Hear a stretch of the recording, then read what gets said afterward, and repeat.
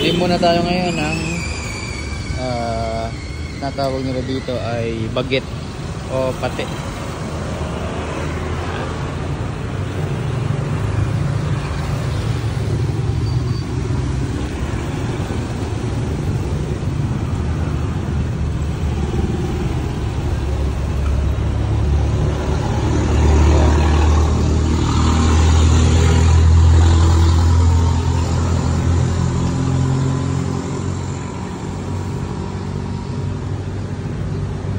Natin kung paano ginagawa.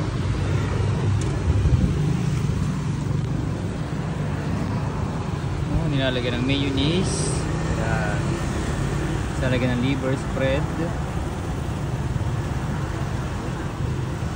nilalagyan ng mga pipino, yan. Tapos nilalagyan ng mga hiniwang papaya, tapos nilalagyan ng pork.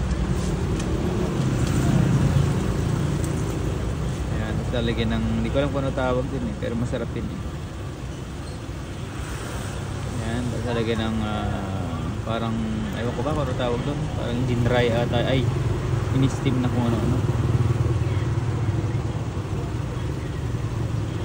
Lalagyan ng konting chili, pero hindi naman sa amin yung chili na yun kasi maanghang yun.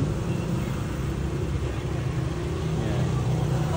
Lalagyan ng buhok ng manika.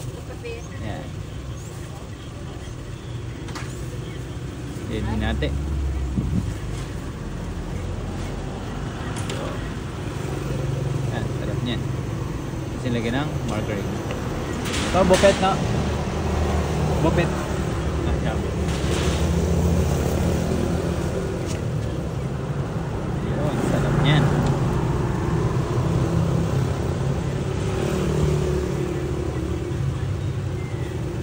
Lang ginagawa, sarap niyan, the best. Tingnan ulit natin medyo malutong-lutong yan. No? Sarap niyan. Alagyan ng mayonnaise,